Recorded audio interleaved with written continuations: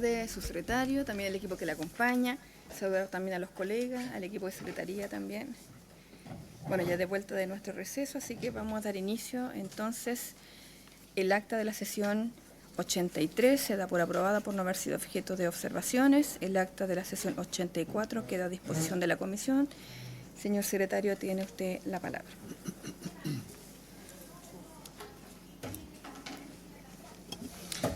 Muchas gracias, señora presidenta.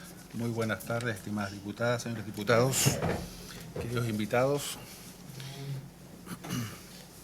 Se han recibido los siguientes documentos por la comisión. Un oficio de la Secretaría General de la Presidencia, quien comunica que la Cámara tomó conocimiento de una nota enviada por la diputada María Francisca Bellos, mediante la cual informa que ha decidido retirar su firma del proyecto de ley que modifica diversos cuerpos legales para prohibir y sancionar la maternidad subrogada, correspondiente al boletín 17337-07. Se recibió, presidente, un proyecto, inició moción parlamentaria de las diputadas Bravo, doña Ana María, Gasmuri, Medina, Morales, doña Carla, Nullado, Olivera, Romero, doña Natalia y Tello, y de los diputados señores Ilavaca y Melo, que modifica la Ley 14.908 para perfeccionar los procedimientos de cobro de deudas de pensiones de alimentos.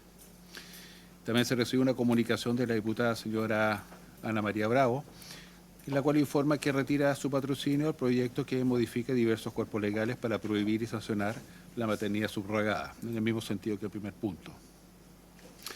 Otro oficio de la Secretaría General, quien comunica que la Cámara tomó conocimiento de la nota enviada en el mismo sentido lo anterior. Un oficio de su excelencia presidente de la República, quien hace presente la urgencia simple para el despacho del proyecto que actualmente está en tabla, señora presidenta, sobre, ¿no es cierto?, que establece la imposibilidad de adjudicar programas o instrumentos financiados por la Agencia Nacional de Investigación y Desarrollo, la ANID. Se recibe un oficio mediante el cual se invita a la señora diputada Francesca Muñoz, en su calidad de presidenta de la Comisión de Familia, a participar como panelista en la primera Cumbre Internacional por la Infancia. Esta cumbre se enfocará en retos legislativos y perspectivas para la protección integral de los derechos de los niños, niñas y adolescentes en América Latina. Se llevará a cabo el 10 de abril de este año en el Congreso de la República del Perú. La cumbre tiene como objeto discutir y proponer mejoras en los marcos legislativos y políticas públicas para proteger eficazmente los derechos de este grupo en América Latina, además de fomentar la cooperación entre legisladores y expertos de la región. Un oficio de la Subsecretaría de Educación, quien informa sobre el caso de establecimiento educacional en Valdivia, donde habría ingresado una bala al recinto, producto de una balacera en el sector. Esto a consecuencia, señora presidenta, de un oficio que nosotros despachamos por esta comisión. Un oficio también de la Corporación Administrativa del Poder Judicial, que informa sobre los gastos destinados a financiar la implementación de la Ley 21.484 sobre responsabilidad parental y pago efectivo de deuda de pensiones de alimentos, y que crea el Registro Nacional de Deudores de Pensiones de Alimentos. Lo anterior en el marco de lo dispuesto en la Ley 21.640, referida a la Ley de Presupuesto para el Sector Público. También una nota del Ministerio de Justicia y Derechos Humanos, quienes se excusan de asistir a esta sesión por tener impedimento de agenda. Sin perjuicio de ello, señala que en representación del Ministerio asistirán el señor subsecretario de Justicia, su asesora Gabriela Peña y el jefe del Departamento de Asesoría y Estudio, don Felipe Rayo, que imagino que ya están presentes en la... ¿Sí? Están un poco atrasados, pero... Bien. Una nota de la ministra de Mujer y Equidad de Género, quien junto a la subsecretaria se han excusado de asistir a esta sesión, puesto que tienen compromisos previos en la ciudad de Santiago que hacen imposible sus traslados, en el contexto de la conmemoración del 8 de marzo. También se recibió, presidente, un oficio mediante el cual se informa las glosas presupuestarias al artículo 14, correspondiente al segundo semestre de 2024, según lo establece la misma ley. También se recibió un oficio de la Subsecretaría de Derechos Humanos que informa las glosas presupuestarias respecto al segundo semestre y cuarto trimestre del 2024. También un oficio de la Defensoría de los Derechos de la Niñez, quien informa en respuesta a uno de esta comisión una solicitud respecto a un caso de violencia y abuso sexual contra una lactante en Alto Hospicio, región de Tarapacá. También, señora presidenta, un oficio del CENAME, quien en respuesta a uno de esta comisión informa sobre un caso en el CIP CRC Coronel, donde un grupo de jóvenes no pudo rendir la prueba de acceso a la educación superior. También se recibió, presidente, una nota, y es el último punto, de la bancada Frente Amplio Independiente, mediante el cual informa que en la Comisión de Familia la diputada Lorena Fríes será reemplazada por la diputada María Francisca Bello Campos durante la sesión de hoy. Pero Lorena Fríes está ahí. Eso es toda la cuenta, señora presidenta. Gracias, señor secretario. Bueno, ofrezco la palabra sobre la cuenta. Bueno, y aprovecho también de saludar a los colegas que han llegado también y sus equipos. Ofrezco la palabra entonces ahora sobre puntos varios. Si alguien quiere plantear un punto varios, diputada, tiene la palabra. Sí, muchas gracias, presidenta. Aprovecho de saludar a todos mis colegas a este reinicio de nuestras actividades y por su intermedio, presidenta, también saludo a nuestros invitados. En primer lugar, yo quisiera indicar que a propósito de un caso que hemos acompañado desde años, desde nuestra Diputación, surgen dudas sobre cómo están funcionando hoy día las derivaciones a mejor niñez por parte de los tribunales. Se trata de un niño con autismo severo, con un desgarrador relato de lucha de su madre frente a la injusticia y la negligencia institucional, desde la persecución estatal que llevó al suicidio de su padre hasta el maltrato y la desatención en hospitales y residencias. León y su madre han sido víctimas de un sistema que parece ignorar sus derechos y necesidades básicas. En este caso, no solo refleja la falencia de mejor niñez, sino que también expone la falta de empatía y preparación de algunos profesionales involucrados. En este momento, el joven se encuentra en el hospital Ezequiel González Cortés a espera de un traslado a residencia larga estadía, ya casi 2 meses hospitalizado sin razón para aquello, ¿no? Aun cuando el Tribunal de Familia de San Miguel dio un plazo perentorio a mejor niñez para ubicarlo con carácter de urgente. Esto no ha ocurrido hasta el día de hoy.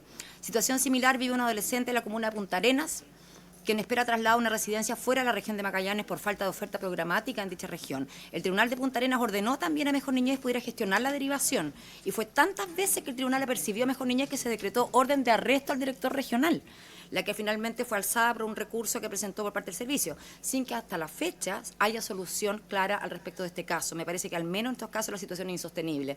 Por todo lo dicho anteriormente, presidenta, solicitamos a esta comisión pueda oficiar a Mejor Niñez para que dé cuenta de las gestiones que han hecho en las causas mencionadas, cuyos RIT enviaremos directamente, ¿cierto?, a Secretaría por su carácter reservado. Pero además quisiera que nos pudieran informar cuántas causas están en esta misma situación a lo largo del país, con derivación a residencias pendientes, cómo se coordinan con el intersector de salud, de senda, en educación. Y en caso de estas atenciones de salud mental que requieran internación en centros o clínicas privadas, ocurre que mantienen deudas, que Mejor Niñez mantiene deudas con estas clínicas, y esto pasó con este caso de Punta Arenas, que los padres se contactaron con la clínica apropiada que los podía recibir, pero no podían hacerlo porque las deudas que tiene Mejor Niñez con ese centro privado. Entonces, esto me parece que es gravísimo. Y en segundo término, y muy relacionado con lo anterior, yo quiero volver a insistir en la necesidad de la regulación de la figura del abogado, abogada, de niña, adolescente, o como hoy se les llama curaduría, ¿cierto? Puesto que precisamente en estos casos donde se requiere un pronunciamiento expreso y que se vele por los derechos de niñas, niños y adolescentes, muchas veces en estas causas se les da traslado a la curaduría sin que haya respuesta, lo que retarda la gestión en tribunales y afecta sin duda alguna los derechos de sus representados, que son las niñas y los niños. Por lo anterior, presidenta, le pido por favor, si podría poner en tabla el proyecto de ley boletín 16-194-18 que presentamos hace muchísimo tiempo en esta comisión sobre la representación jurídica de niñas, niños y adolescentes, que es un tema esencial para poder regular, presidenta. No quisiera pensar que una decisión antojadiza suya, pero de verdad llevamos pidiendo más de un año que se ponga en tabla este proyecto. Hemos tramitado proyectos que son de su autoría, lo hemos apoyado, pero hoy día necesitamos, de verdad, yo creo que esto hay una necesidad que la comprendemos transversalmente y vuelvo a insistir, solicitar que pueda ser puesto en tabla, porque justamente estas situaciones que estamos viendo de descoordinación, de falta de atención oportuna, tiene que ver con que no tienen un abogado que represente realmente los intereses de esa niña, niño o adolescente. Muchas gracias, presidenta. Presidenta, sobre el primer punto de la... Sí, diputado, tiene la palabra. Gracias, presidenta. Saludar a todos quienes hoy día comparten con nosotros esta sesión. Sumándome a las palabras de la diputada Gamuri por su intermedio, presidenta, me atrevería a hacer un comentario que dice relación con que la poca seriedad con que se toman los oficios, lamentablemente, sobre todo la demora en contestarlo. ¿Por qué no citamos al jefe, a la persona encargada de Mejor Niñez y al defensor de la niñez a una sesión especial para tocar este tema? Porque eso nos va a demorar a lo más un mes, pero la contestación del oficio puede llegar a lo mejor cuando ni siquiera estemos en el Parlamento el próximo año aquí. Gracias, diputado. Bueno, para referirme al punto, bueno, son dos elementos. Primero, solicito el acuerdo a la comisión por los oficios solicitados por la colega parlamentaria. ¿Sí? ¿Hay acuerdo? Se toma el acuerdo. Y con respecto al segundo punto, recuerda usted, diputada, que aquí mismo tuvimos al ministro o un subsecretario que se refirió que la moción que usted presentó ya estaba incorporada en un mensaje. Entonces aquí tenemos al subsecretario que también se podría referir al punto, porque yo recuerdo que lo que ella estaba planteando con una moción está absorbido en un mensaje o en un proyecto que estaba tramitándose ya en el Senado, que mejoraba los mecanismos, ¿cierto?, para el curador ad litem, en el fondo, que robustecía la figura. Entonces, en ese tiempo se tocó el punto, se nos entregó esa información del segundo punto que usted plantea. Entonces, si usted, subsecretario, tuviese esa información o más fresca al respecto, también nos podría entregar esa retroalimentación, ¿cierto?, respecto al punto 2 que plantea la diputada. Más adelante, no se preocupe, usted puede recabar la información durante la sesión, no hay problema. Ya, así que tomo el segundo punto también, diputada. Y con respecto al tercer punto que plantea el colega acá, respecto a los otros elementos, ¿cierto?, que tiene el trasfondo de Mejor Niñez, yo coincido plenamente, porque en otras oportunidades sí hemos tenido aquí constantemente a la subsecretaria, a la directora, es verdad, al defensor también, pero lamentablemente los problemas continúan. O sea, estamos viendo nuevamente, ¿cierto?, que una y otra vez, ¿cierto?, estos casos.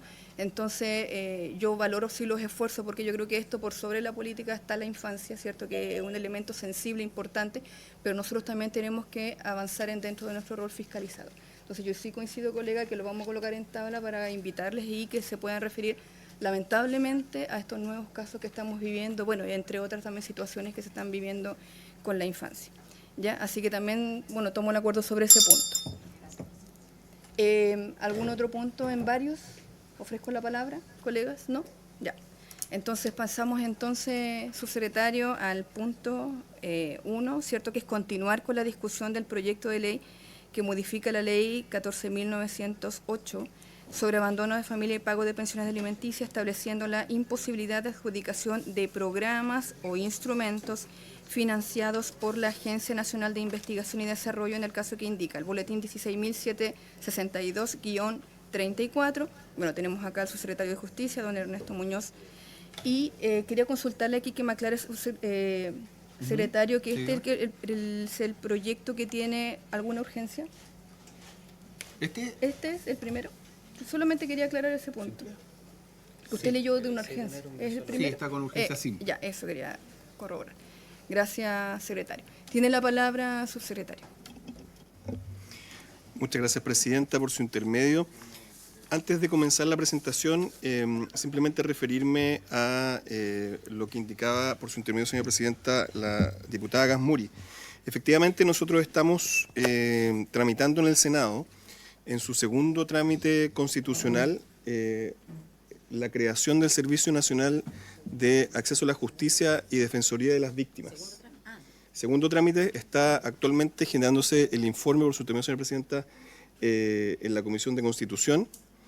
Esto es una reforma histórica porque en los últimos 40 años se ha intentado 6 veces el refundir en un solo servicio a las corporaciones de asistencia judicial, que usted, como bien sabe, cada una dentro de su ámbito son autónomas, si bien están financiadas, digamos, a través del presupuesto de la Nación y de la Subsecretaría de Justicia, pero no existe la posibilidad de gestionar con protocolos únicos el acceso a la justicia a nivel nacional. Es por eso entonces que el Ejecutivo ha impulsado esta modificación y esperamos que este mes o el próximo pueda ya ser ley de la República. Eso es importante para responder por su intermedio a la consulta de la diputada, porque estos programas, como por ejemplo el programa Mi Abogado, que son parte, digamos, de la oferta programática de las corporaciones de ciencia judicial, van a ser parte de un servicio nacional que va a tener presencia en todo el territorio de la República y que va a poder solucionar ciertos aspectos que hoy día no es posible estandarizar, justamente porque tenemos esta dispersión territorial y también de jurídica, ¿no es verdad?, porque son corporaciones autónomas.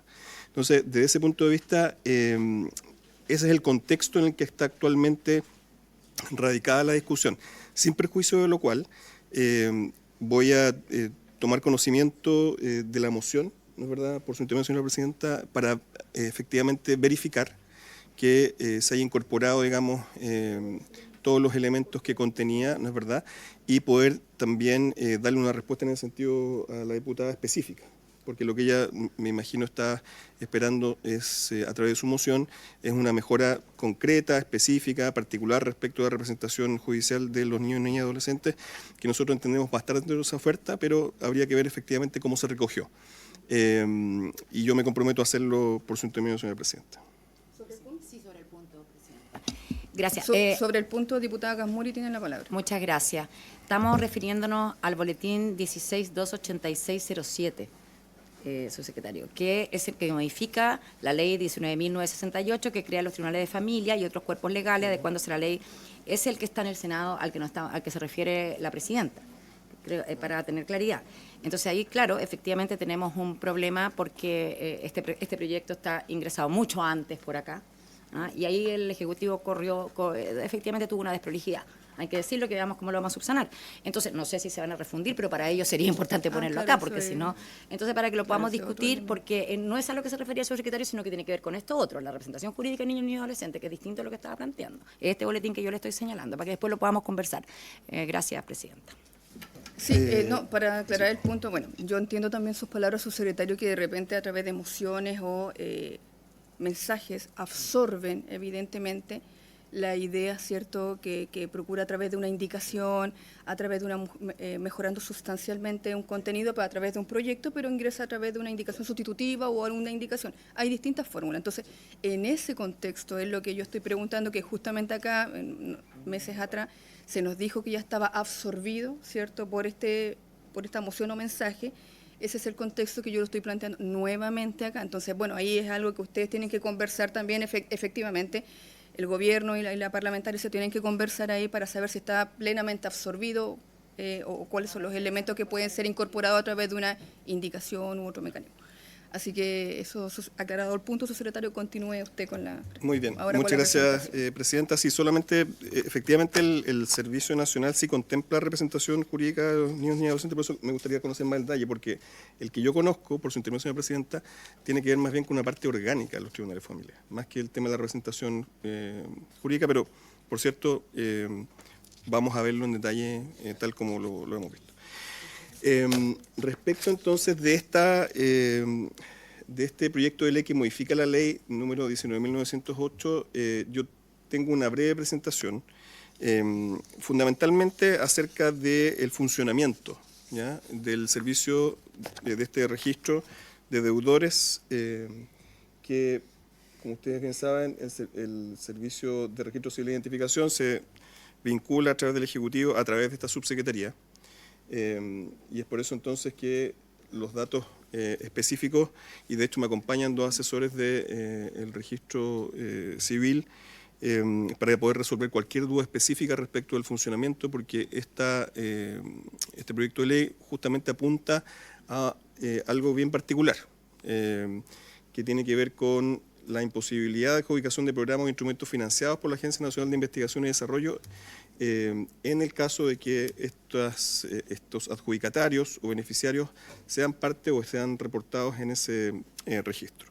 Entonces, solamente para ir desde lo más general a lo particular, el Registro Nacional de Deudores de Pensiones, que está a cargo del Servicio de Registro Civil e Identificación, está destinado a dar cuenta de actuaciones registrales, es decir, el insumo, la inyección de datos, ¿no es verdad?, proviene de las órdenes de inscripción que generan los juzgados de familia. Y esa inscripción está asociada a personas que cumplan las siguientes condiciones: que por un lado estén obligadas al pago de una pensión de alimentos provisorios o definitivos, fijados o aprobados por resolución judicial que cause ejecutoria, y también que adeuden total o parcialmente al menos 3 mensualidades consecutivas de alimentos provisorios o definitivos o 5 discontinuas. ¿Ya? Esto es importante, señora Presidenta, por su intermedio, porque se han planteado en la discusión de este proyecto eventuales tácticas o formas en las que un deudor pudiera obtener algún tipo de beneficio utilizando, digamos, el propio registro o la forma de alimentar el registro para sustraerse de estas prohibiciones. ¿A qué me refiero?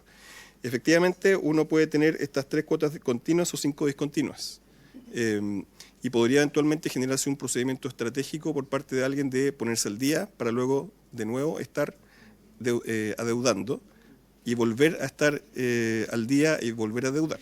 O sea, eso no tengo estadísticas precisas respecto de que ese comportamiento estratégico existe, pero es posible respecto de la forma en la que el registro está constituido.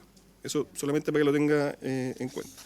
Entonces, los datos estadísticos del registro que están acá, en general, tenemos inscripción total de registros vigentes 442.780, de los cuales 141.750 son cancelaciones, ¿ya?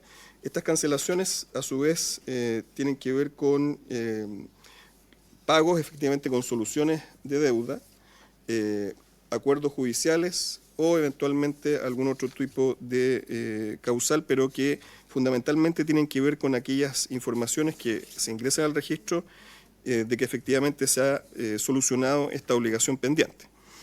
En cuanto a las diferencias, si uno hace la descripción por sexo, ¿no es verdad? Deudores de pensión de alimentos masculinos son 259.000, para un 95,7% de los deudores, y de sexo femenino el 4,3% con 11.668. Y si vamos a la cantidad de alimentarios, es decir, los beneficiarios involucrados en este tipo de información, tenemos que también hay una distinción casi, digamos, en términos iguales, 48% masculino, 51% femenino. ¿De cuánto estamos hablando? Estamos hablando de montos adeudados según de 8 billones de pesos, 8.4 billones de pesos, 88.047.000 UTMs.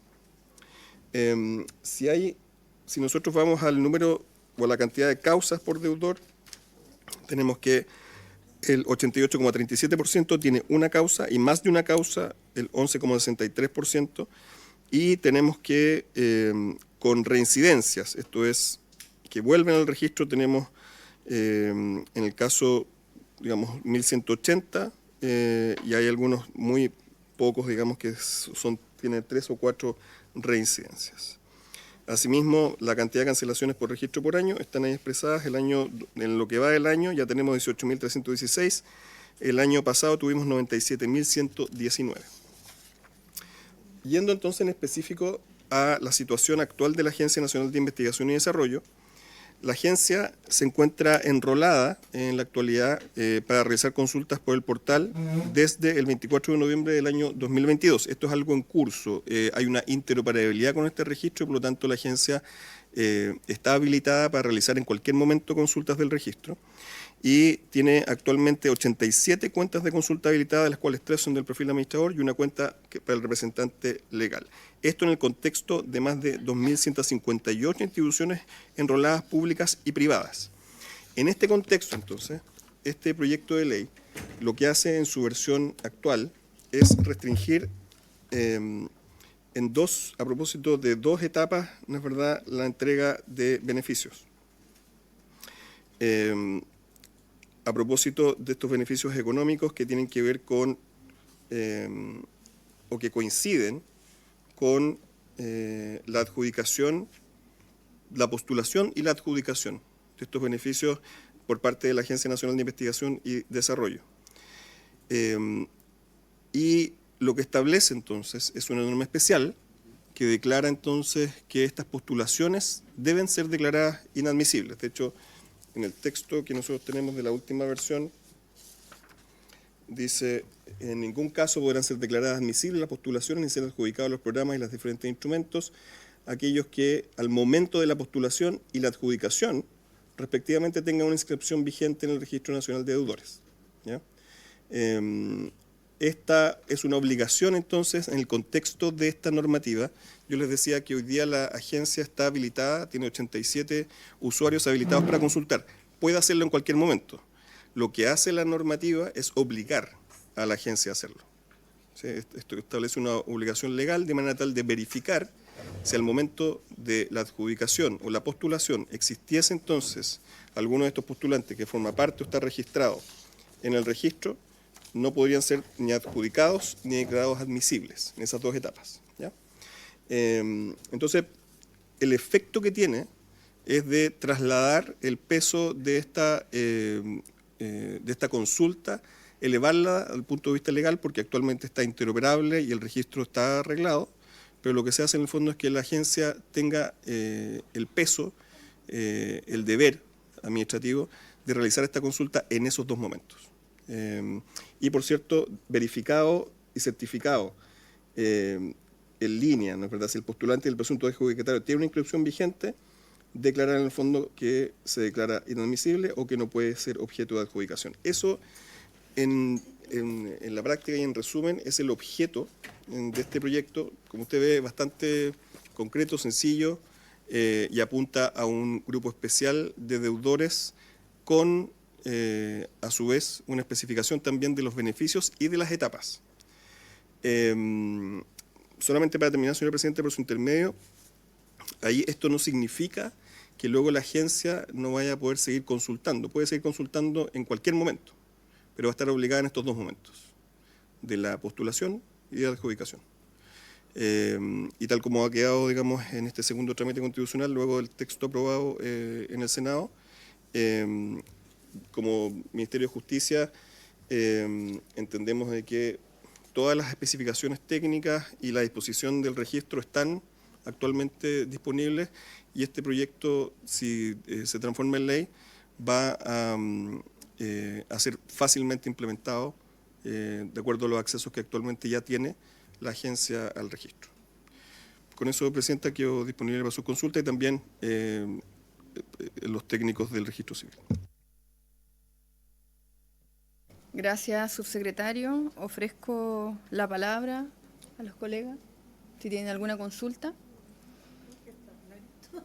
No, yo tengo ahí consultas porque, sí, yo tengo una consulta, bueno, algunas en el sentido de que,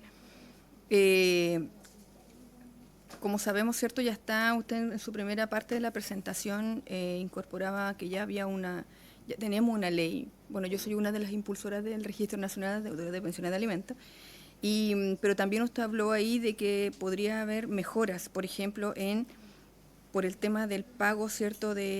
O el no pago, y luego pago, ¿cierto? De las pensiones en sí, las cuotas. Pero si están pensando en alguna mejora, evidentemente los instrumentos, las leyes son perfectibles y perfectamente después a través de se pueden mejorar. Es una consulta. Y mejoras también porque me llegó un caso en una región que también algunos municipios no estaban consultando, estaban renovando las licencias de conducir sin consultar también, ¿cierto?, este registro. Entonces también eso es un punto también de cómo ir, ¿cierto?, mejorando la legislación actual respecto a estos puntos. Y lo otro, en cuanto ya a este proyecto, yo tengo consultas, me causa ruido, ¿cierto?, porque es la imposibilidad de adjudicación de programas o instrumentos financiados por la Agencia Nacional de Investigación y Desarrollo. Pero hay otras agencias, hay otros organismos, ¿cierto?, que también entregan, en el fondo, con recursos públicos, ¿cierto?, están apoyando a personas naturales o jurídicas, que también eso no queda claro. ¿Por qué no abarca más? ¿Por qué no tiene una mayor, ¿cierto?, cobertura? Eso nos causa ruido ahí. ¿Por qué? ¿Van a ustedes incorporar algunos otros, bueno, eso es la última pregunta, pero que se van a incorporar algunos elementos para mejorar el proyecto? Y lo otro, también a una invitada que tuvimos aquí decía que actualmente cuáles son los deudores de pensiones de alimentos que se tiene, ¿cierto?, en el registrado a través de este mecanismo. ¿A cuántas personas va a impactar esta ley? Esta nueva ley. ¿Ya? Y también el tema de las personas naturales y jurídicas, que también no estaba muy claro. Entonces ahí tengo algunas consultas que quedaron pendientes de la vez pasada que no tuvimos respuesta. Perfecto. Presidenta, si a la comisión le parece, podríamos pedirle a los asesores que me acompañen. Gracias.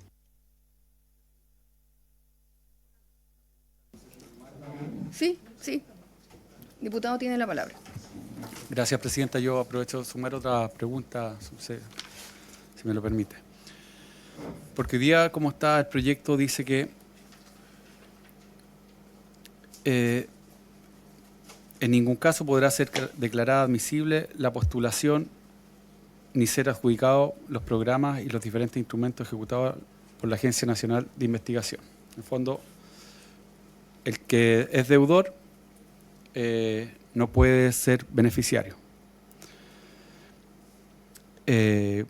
Eventualmente, ¿cierto?, cortando aún más la posibilidad económica del deudor, que eso puede ser matizado, ¿cierto?, según el objetivo de esta ley. Porque uno podría decir que la ley podría ir en el sentido de poder exigirle al deudor que muestre un certificado de que pagó toda su deuda previsional y que con eso pueda postular, por ejemplo. Y mi problema viene en que el artículo 35 de la ley que regula el registro de deudores de alimentos dice que el beneficiario, en su inciso cuarto, beneficios económicos, si el favorecido por un beneficio estatal que implica la transferencia directa de dinero tiene inscripción vigente en el registro y el ente estatal estará obligado a retener el equivalente al 50% de la transferencia directa o un monto inferior si esto es suficiente para solucionar el monto total de los alimentos adeudados. En el fondo, con ese fondo estatal o con ese recurso público, más bien dicho, la ley del registro de deudores está dispuesta a pagar incluso la deuda, o en parte al menos. Entonces creo que aquí hay como objetivos distintos o criterios distintos, y eso es lo que yo quería preguntar, Presidenta, porque no sé cómo conversan estas dos cosas del artículo 35 de la ley del registro. Muchas gracias, Presidenta. Gracias, diputado. Diputada, tiene la palabra. Muchas gracias, Presidenta. Saludar por su intermedio al señor subsecretario, al equipo del Registro Civil.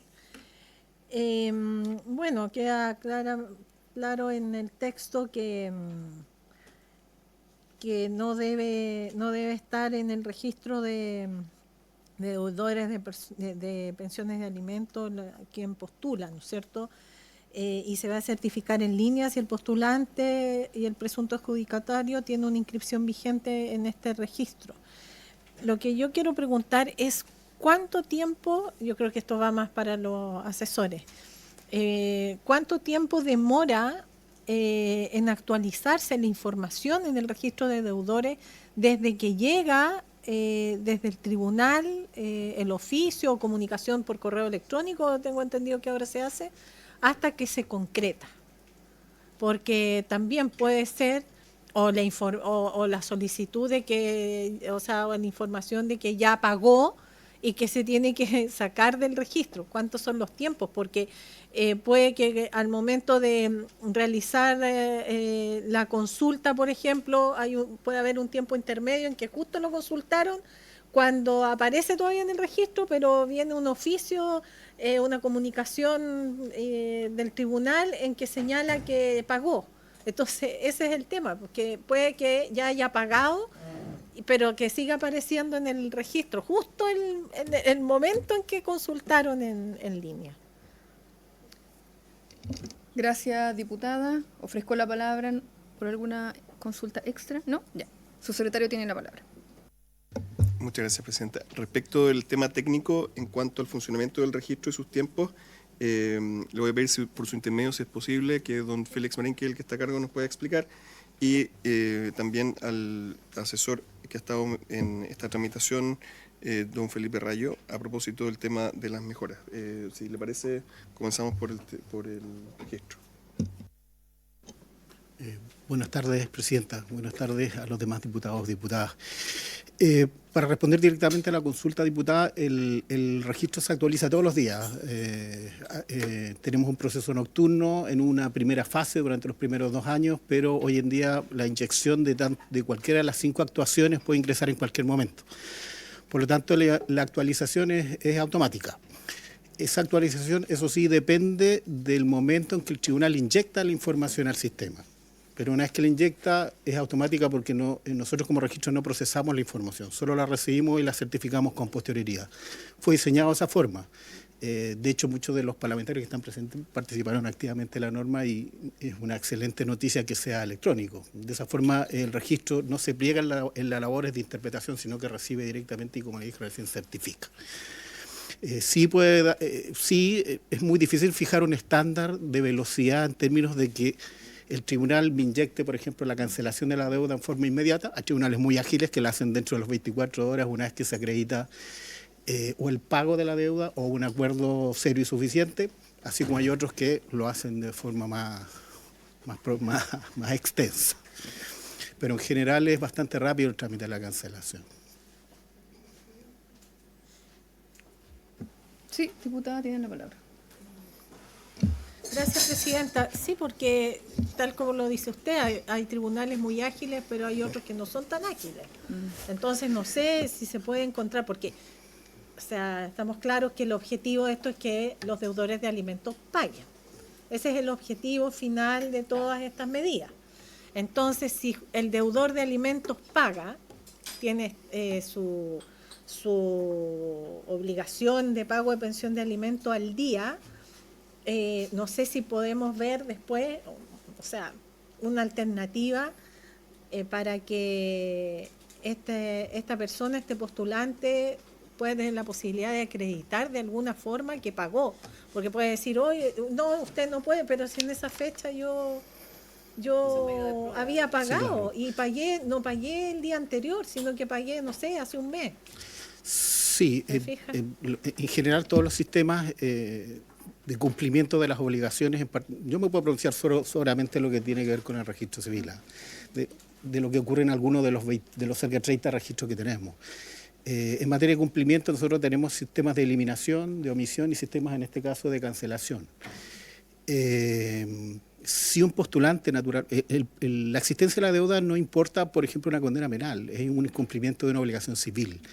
Por lo tanto, está en un estatus intermedio entre una obligación criminal, una obligación civil y algunas otras obligaciones que tienen otras características. Lo cierto es que la ley o la iniciativa establece una forma de consulta que es electrónica. Ahora, cuando se diseña el sistema electrónico, también se deja abierta una pequeña puerta. En aquellos casos en que, por ejemplo, el magistrado no pudiese, por las razones procesales que sean, inyectar la información. En esos casos, en algunos casos, hacemos por orden del tribunal en forma manual la operación, y cuando se hace en forma manual, esa cancelación se cursa en el mismo día. Es extremadamente marginal y tiene que ver con que, por ejemplo, el oficial del tribunal que procesa la información se encuentra con licencia y no hay nadie que conozca el sistema. Bueno, en esos casos muy marginales en términos de cantidad, se hace. Pero como le digo, en términos generales es bastante ágil la cancelación, es bastante ágil. Ahora, en lo que tiene que ver con los tiempos legislativos o bien los tiempos de consulta, en realidad lo estamos conversando con el subsecretario recién. Claro, la iniciativa establece 2 tiempos, la postulación, la adjudicación. Si en ese tiempo intermedio se diera el caso muy marginal de que alguien se pone al día por cualquiera de los mecanismos que corresponde, que en general son 3, que son el pago, un acuerdo serio suficiente o un error, que también puede existir, se pusiese al día, en general los tribunales en promedio son bastante ágiles para eliminar la deuda. Y enfrentados a una urgencia suficientemente acreditada ante el tribunal y ordenada por el mismo, como le digo, nosotros recibiendo esa información la sacamos de la base de datos en forma inmediata. Porque finalmente esto no importa un castigo eterno. El pago de la deuda, la finalidad de la ley es precisamente que la persona cumpla con su obligación. No es mantenerlo en un registro eternamente porque fueron muy sabios los parlamentarios que participaron en la iniciativa, porque las medidas inhibitorias civiles son bastante extensas y bastante lesivas. Entonces importan una serie de impedimentos en la vía civil que significan prácticamente una inexistencia civil. Subsecretario, tiene la palabra. Sí, antes de la palabra al asesor Felipe Rayo, me quisiera pronunciar sobre el tema de lo que ha salido últimamente respecto de estas municipalidades, un par de municipalidades. Solamente aclarar que en ese caso el sistema está funcionando plenamente y de acuerdo a los estándares, y por lo tanto ellos tienen la posibilidad de generar la información y que si no lo hacen, ¿no es verdad?, desde el punto de vista administrativo se exponen a las sanciones que sean procedentes por el incumplimiento en el proceso. Pero no se trata de un error del registro, sino que se trata de podríamos decir, un uso imperfecto por parte del usuario que sí está conectado y que sí está autorizado. Eso solamente respecto a ese punto. Por su intermedio, señora presidenta. Sí, para enfatizar respecto de esto último, efectivamente el sistema funciona. El sistema está concebido con ciertos deberes de consulta, muchas veces retención y pago. Y el incumplimiento de esos deberes también tiene asociada una consecuencia jurídica. O sea, y cada entidad privada o pública obligada a consultar el registro tiene también su fiscalizador, ¿ya? Entonces, aquí ustedes pusieron el caso de las municipalidades. Efectivamente, la Contraloría, el fiscalizador de estos organismos públicos, detectó el incumplimiento de un deber de consultar el registro para la entrega de una licencia de conducir, y entonces ha operado ya el sistema, y entonces esas personas se exponen a responsabilidades administrativas, ¿ya? Otro caso que ha salido y va a seguir saliendo probablemente: ciertas instituciones financieras en la entrega de determinados créditos no han cumplido con los deberes de consulta, retención y pago. No es tanto, en su mayoría se cumple, pero algunas no han cumplido. Bueno, ¿qué ocurre allí? Allí la Comisión para el Mercado Financiero, que es el ente fiscalizador, tiene facultades también para desarrollar una investigación y sancionar con el doble de lo que debía retenerse a la respectiva institución financiera. O sea, también están los incentivos para que estas situaciones de incumplimiento no se produzcan. En relación a la pregunta de mejoras, en realidad este es un proyecto acotado, ese es el objetivo. Es un proyecto que de alguna forma está liderando el Ministerio de Ciencias. Responde también a algunas, digamos, a una voluntad política que se ha manifestado en diversas mociones parlamentarias, ha habido del senador Urresti, entre otros, donde han querido precisar respecto de un beneficio económico una consecuencia jurídica específica. El artículo 35 de la Ley 14.908 hoy día trata en general los deberes de consulta asociados al otorgamiento de beneficios económicos, y da una serie de posibilidades, como había explicado el señor subsecretario, ¿ah? En algunos casos, según se estipulen las bases de postulación, el órgano administrativo que entregará este beneficio podrá excluir a las personas que aparezcan en el registro de deudores de pensiones de alimentos. En otros podrá consultarlo para efectos de, por ejemplo, preferir a quienes no tengan inscripción en desmedro de quienes sí lo tengan, o establecer alguna otra condición que permita, por ejemplo, a futuro garantizar el cumplimiento de la pensión de alimentos, ¿ya? Esa fue una norma, como dijo el señor subsecretario, más bien facultativa, y creo que tenía razón de serlo así, porque evidentemente la naturaleza jurídica de los beneficios económicos era muy posible de determinar, y son de distinta naturaleza, entidad. De hecho, el mismo 35 excluye la posibilidad de que se restrinjan beneficios económicos que vayan a familias en situación de cesantía u otra situación de vulnerabilidad de ese tipo, ¿ya? Pero bueno, respecto de un beneficio económico, que son las personas que pretenden obtener becas de programas de la ANIT, el legislador ya ha entendido que allí más bien parece mejor tener una regla especial que derechamente simplemente obste a la posibilidad de de participar, o sea, de que su postulación sea declarada admisible y luego que sea adjudicada. Y si fuese adjudicado, porque suponemos la persona no constaba en el registro y posteriormente recae, operará el artículo 35 y en ese caso se le podrá retener hasta el 50% de lo que perciba. Entonces, eso es lo que podemos como decir, es un proyecto acotado, apunta a una situación concreta que son los beneficios que entrega la ANIT, y en relación a los temas que se plantean de los incumplimientos, entendemos que esto hay que verlo como un sistema donde el incumplimiento de las entidades públicas o privadas obligadas a consultar el registro, hay muchas hipótesis de consulta al registro, puede ocurrir. Lo importante es que cuando eso ocurra se ejerzan las responsabilidades administrativas o de otro tipo que correspondan por los organismos de control y entendemos eso es lo que ha ido ocurriendo al menos en estas dos hipótesis que han salido cada cierto tiempo a la luz, que tiene que ver con el incumplimiento en las retenciones de los créditos financieros y con este tema de las municipalidades y la entrega de la licencia de conducir.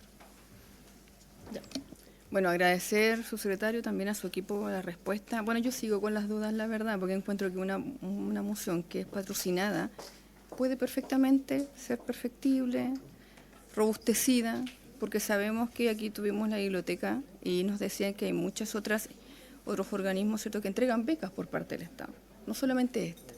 Entonces eso nos llama mucho la atención para hacer algo más robusto. Y por eso yo les he invitado a ustedes como... bueno, en este caso, secretario de Justicia, ¿cierto? Porque ustedes lideraron en la época pasada el registro. Entonces, en ese contexto también, pero bueno, se entiende que va a quedar así, acotado y va a estar liderado, ya entendí también por el Ministerio de Ciencias. Y ustedes no van a estar involucrados claro, también aquí lo acaba de decir. Pero yo sigo haciendo el punto. Pudo haber sido más robusto el proyecto, pudo haber abarcado mucho más, porque ustedes aquí están hablando de ¿cierto? En el fondo un organismo que entrega becas habiendo 49 más, ¿ya? Entonces ese es el punto que yo estaba transmitiendo y esa era mi pregunta en concreto, pero ya, bueno, entendí el fondo. Así que, no sé si alguien quiere hacer algún comentario con otro colega para ella finalizando el punto. Sí, presidenta. Sí, diputado Irarrázaval. A ver, si... lo que entendí en la respuesta fue que preventivamente en este proyecto se abstiene de entregar recursos públicos a un deudor. Si es que ya los tiene, ahí recién entraría a aplicar el artículo 35 que yo dije, que podría retenerle para pagar esa deuda, ¿cierto? Siendo eso, creo que esta comisión tiene en el fondo tres caminos o tres posibilidades. Una es sancionar al deudor, o sea que el objetivo de esta ley sea sancionar al deudor, que es legítimo. Otra, que el objetivo de esta ley sea, y creo yo que es el correcto, en base al interés superior del niño, que se pague la deuda. U otra, que podría ser... o cuánto vamos, digamos, para que con recursos públicos se cubra esa deuda. Y eso en este proyecto no sé si está muy... Porque me da la impresión de que hoy día está sancionando al deudor. ¿Ah? No, pero, bueno, tendremos un tiempo para poder mejorar esto, a pesar de que este está en segundo trámite, ¿no? Sí. Bueno, gracias, presidente. Sí. Gracias, diputado. Efectivamente, bueno, se va a ir tramitando y evidentemente va a haber la discusión mejora, ¿cierto? Y justamente el punto también que usted dice, una cosa es sancionar, ¿cierto? Y otra cosa es buscar una fórmula que pague, para que obtenga el recurso y pague, que en el fondo también eso es un punto importante que tiene que analizarse en la discusión. Así que, bueno, habiéndose cumplido el objeto de la sesión, esta se levanta. Muchas gracias, subsecretario y su equipo, y también a los colegas.